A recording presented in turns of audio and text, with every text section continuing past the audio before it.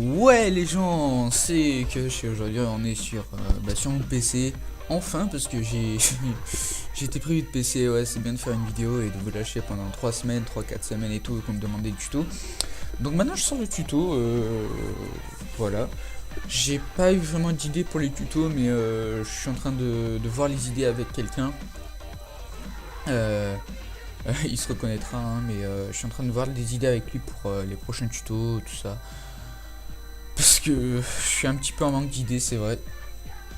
Même s'il y a beaucoup de choses à montrer dans le GFX, mais bon. Donc aujourd'hui je vais vous apprendre à faire un texte, mais comme celui-ci. Alors attends, est-ce que c'est celui-là? Voilà, celui-là. Pas mal, hein. Parce que la dernière fois on avait appris à faire celui-là. Et c'était celui-là, non je sais pas. Celui-là, voilà. Et peut-être avec les câbles. Donc on pourra aussi faire celui-là dans un prochain tuto avec Gribbler. C'est un nouveau plugin que j'ai téléchargé qui est vraiment pas mal pour faire les petits trucs autour. Par contre c'est pas assez épais je trouve, donc faudrait peut-être que j'arrange ça la prochaine fois. Donc voilà, aussi avec les petits câbles, ouais, les espèces de câbles, je vous le ferai dans ce tuto. Pour ce tuto vous aurez besoin de deux plugins, je crois, ouais, deux plugins, donc Nitroblast, celui-là, et ReaperX. C'est un truc qui s'affiche ici. Nitroblast et ReaperX.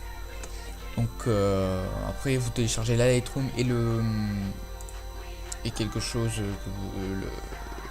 et là je vais juste vous donner des conseils.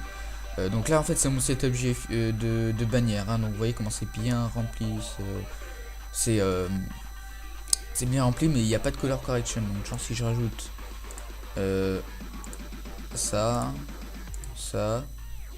nouveau pack de color correction que j'ai trouvé, m'appelle, ok, genre je vous montrerai quelques petites astuces qui pourraient vous être sympas. On va aller importer donc notre comment ça s'appelle, voilà les deux ici, les machins, je sais pas si vous vous en rappelez. Je rame un petit peu je trouve, hein.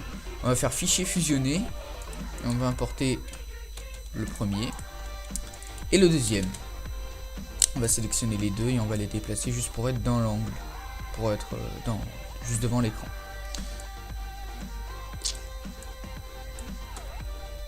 On va aller ici là dans le machin cubique là, on va rester appuyé, on va faire extrusion en herbs et encore extrusion en herbs et on va glisser les deux splines dans les extrusions en herbs. On va mettre la profondeur, on va déjà choisir les deux en sélectionnant un et en faisant CTRL et sélectionner l'autre. On va mettre la profondeur à 60. Attendez 2 secondes, je vais juste mettre mon téléphone sur le lit parce que voilà. Sinon il va commencer à me casser les bonbons en pleine vidéo, alors que je suis bien fier quoi. Donc voilà, donc après on va faire CTRL C, CTRL V. On va aller dans couvercle, biseau uniquement, on va mettre 1. Je pense que ça pourrait être pas mal. Voilà, dans les rayons, dans le rayon on va mettre 1. Et donc là ce que je fais en fait c'est la petite touche qu'il y a ici. Vous cliquez dessus et donc on va se positionner sur la case O. Et en fait les deux extrusion herbs où on a fait le biseau uniquement, on va l'avancer un tout petit peu pour que ça donne un effet de bord que vous pouvez voir là. Et voilà. Ce qu'on va faire aussi, on va prendre les deux extrusion herbs ici, on va faire CTRL C, CTRL V. On va aller dans module externe. On va faire Nitroblast main. On va mettre un bon paquet de pièces, genre 250. high. On va prendre d'abord la première extrusion, on va y aller petit à petit. Oui, c'est bon. Assurez-vous qu'il y ait bien couvercle uniquement sur ce qu'on va fracturer, parce que si vous mettez, si vous fracturez les extrusions, il n'y a que biseau uniquement, bah ça va pas le faire. Donc on fracture. Ça va pas mettre énormément de temps normalement. Là c'est bon, ça a choisi les pièces, maintenant on attend que ça charge.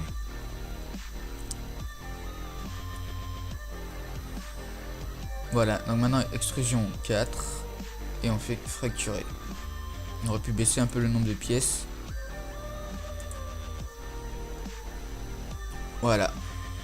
C'est bon, donc ce qu'on va faire, on va prendre les deux machins là, les deux textures, jaune et bleu. Elles sont facilement reconnaissables hein, parce que les seules textures pourries parmi des bonnes textures, voilà quoi, j'ai envie de vous dire. Donc on va les supprimer hein. Comme ça il n'y aura pas de bleu ni de rouge dans le machin. On va faire mot graphe, objet fracture. On va dérouler le dossier pièces. On va prendre toutes les pièces donc, en sélectionnant la première pièce en appuyant sur Shift, la touche qui est en dessous de verrouillage majuscule et au-dessus de contrôle à gauche. Et on va sélectionner la dernière pièce. Ça nous sélectionne tout. Et on va le mettre dans fracture. Et on fait pareil pour l'autre. Hop là. C'est vrai qu'il y en a un peu beaucoup. Mais c'est bon, quand il y en a beaucoup, c'est pas mal. Excusez-moi. Alors. Donc ce qu'on va faire, est-ce que si je rajoute la texture et que je mets en cubique, ça passe? Normalement ça devrait passer. Donc voilà, donc vous prenez une texture, normalement celle-là, les 4 ici roche. Non pas celle-là. Les 4 ici texture roche, donc normalement ça devrait passer. Et vous mettez en cubique évidemment, hein, vous cliquez sur le machin là. Et vous, dans type de projection, on met cubique. On va s'assurer d'avoir sélectionné les fractures. On va faire mot graphe, effecteur et effecteur randomisation. Ça va nous donner une connerie comme ça. On va la mettre à 1. Est-ce que 1 ça passe? Oui, normalement 1 ça passe. On met direct, on apparaît sur effecteur et paramètres en même temps. Donc dans effecteur, on va mettre à 1%. Ce qu'on va faire après, on va sélectionner fracture, effecteur randomisation, extrusion NURBS 2 et 3. Et comme je vous ai dit tout à l'heure, on va aller ici. Et on va bien l'avancer. Voilà. Ça va nous donner le machin fracturé. Ça va nous donner le machin fracture. Parce que si vous faites... si vous l'avancez pas, bah vous verrez pas toutes les fractures et ça sera vraiment laid. Excusez-moi, j'ai encore sorti des rows là. Ça commence à me saouler. Donc voilà, donc on va resélectionner fracture et effecteur randomisation. On va faire CTRL-C, CTRL-V. On va retourner ici. On va le reculer un peu beaucoup quand même. On va aller dans effecteur randomisation et là on va bien le mettre à 100%. Et on va le resélectionner et le remettre en arrière. De façon à ce qu'il n'y ait aucune pièce qui dépasse. Hein. Vous voyez là il n'y a rien qui dépasse. Voilà. Voilà, donc après ce qu'on va faire, j'aurais plutôt aimé le faire avant, mais c'est dommage. Est-ce que si je mets les textures là, ça passe? Cubique, non ça passe pas, c'est bien dommage. Donc voilà, dans tous les cas c'est pas grave, mais je vous conseille de mettre cette texture là-bas. Et voilà, donc après si vous voulez faire si vous voulez mettre un petit coup de Reaper X, ça sera avec les deux machins là ici. Non, ça sera avec les deux qui est là. Ouais, les deux qui est ici. Donc vous prenez les deux splines, hein. Vous les prenez, vous les mettez tout en haut. Voilà. Vous prenez Reaper X, 2 Reaper X. Ça dépend le nombre de splines que vous avez. J'ai 2 splines, donc 2 Reaper X, 4 splines, 4 Reaper X, etc. Là, on va sélectionner les 2 Reaper X. On va baisser le rayon à 1, parce que c'est vraiment gros. Strand, on va en mettre 1. Et distance, on va l'augmenter pour que ce soit bien un peu de partout. Après là, ça dépend, hein, c'est selon vous. Hop là. C'est un peu le colis, en fait, c'est un peu le bordel, hein, donc, les câbles ils font. Donc voilà. Donc ce qu'on va faire, on va rester cliquer sur la petite étoile là en cube. Et on va faire réseau d'atomes. On va le faire 2 fois. On va prendre Reaper X et on va prendre les 2 Reaper X et on va mettre chacun dans un réseau d'atomes. Encore une fois, le nombre de réseaux d'atomes dépend du nombre de spline et de Reaper X que vous avez. Hop là, on va peut-être l'augmenter un petit peu. Rayon des sphères 1,5 peut-être. Oh putain. Oh. Voilà, donc on a une espèce de petits câbles là, c'est plutôt pas mal, moi j'aime bien. Donc voilà, donc on a terminé. Il suffit juste de faire la texture, hein, comme je vous ai dit. Bon après, ça j'aurais peut-être dû le mettre en extrusion herbs et extrusion herbs. Voilà, parce qu'on n'a pas les bords en fait, donc voilà, donc après ça c'est pas bien grave, c'est à vous de gérer, hein. Donc voilà, donc maintenant on va passer sur Photoshop, dans mon setup. On va aller dans voilà, ici on va prendre celui-là, donc c'est le dernier que j'ai fait avec bien la texture lave et tout va bien. Et on va le mettre ici. Ça, je vous le donnerai pas dans la description parce que c'est quelque chose de précieux. C'est quelque chose de personnel aussi. Le setup GFX, c'est quelque chose que vous devez faire vous-même. Donc voilà, donc moi je vais le mettre juste en... Je vais juste me l'arranger pour moi. C'était un petit peu... Putain mais...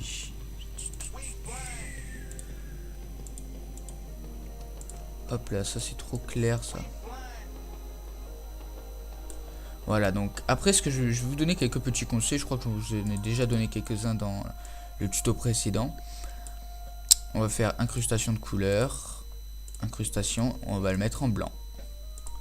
Pour bien que les trucs autour, les trucs de lave, soient bien voyants. On va mettre une color correction. Ah, c'est pas mal ça, éminence, ouais. Eminem, bah ouais, bah bien sûr. Elles sont pas mal les textures que j'ai trouvées. Je vous donnerai un jour en téléchargement, hein. Ce sera bien sympathique.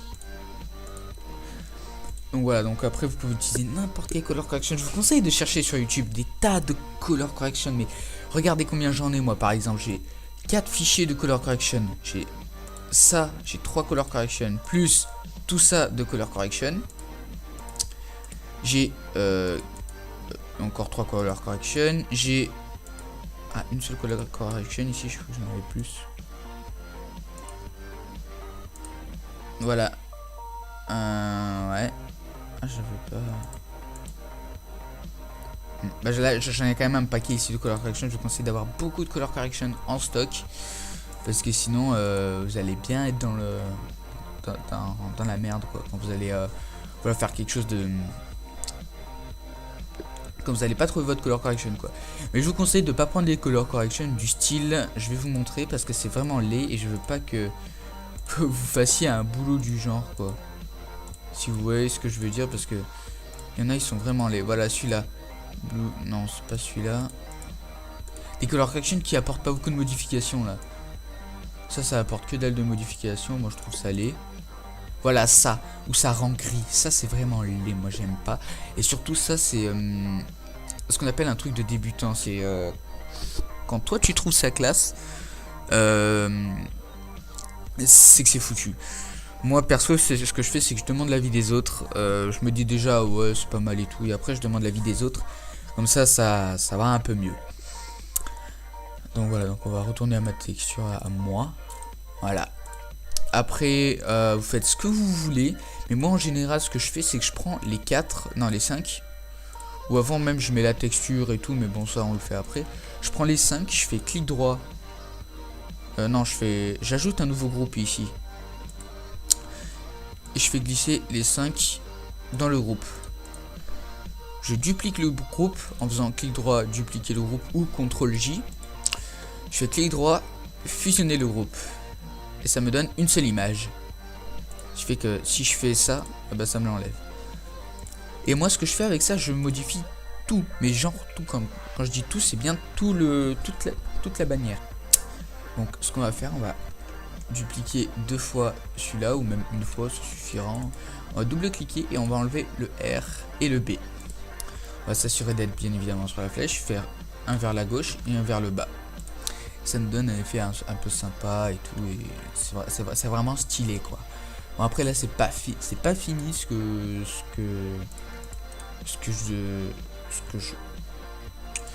qu'il faut faire en fait. Donc je vais vous donner encore un conseil. Vous créez 2 calques ici là, avec la touche ici. Vous allez sélectionner un calque, vous prenez le petit pinceau ici, vous faites clic droit n'importe où et vous mettez à 1000 pixels. Hop, hop, voilà. Et on va cliquer ici. Regardez bien l'écart qu'il y a entre. Enfin, regardez bien où je vais le placer. Je vais le placer là. Et voilà, donc après il est blanc. Donc on va faire pareil au-dessus. Hop là. Voilà, on va baisser un peu ça. Comme ça permet de régler un petit peu la luminosité en fait. Donc voilà, donc là on a à peu près terminé ce que je comptais vous dire, hein, ce qui était utile pour moi de vous dire. Donc voilà, donc après c'est à vous de gérer, hein. J'espère que ça vous aura aidé ce tuto. Moi en tout cas, enfin je reprends les vidéos, hein. Pendant 2 semaines j'ai mon PC, après je serai obligé de le rendre pendant environ 1 semaine et après je pourrai reprendre tranquillement, normalement. Et puis voilà, et normalement ça passe avec des nouveautés aussi. Qui vont arriver bientôt, ne vous inquiétez pas. Chaque jour un tuto normalement. Donc j'espère que ça vous aura plu. N'oubliez pas de mettre un j'aime surtout. Le j'aime c'est important pour moi. Vous abonner aussi, ça aussi c'est plutôt important. Donc voilà, donc après je vous dis ciao, bye bye.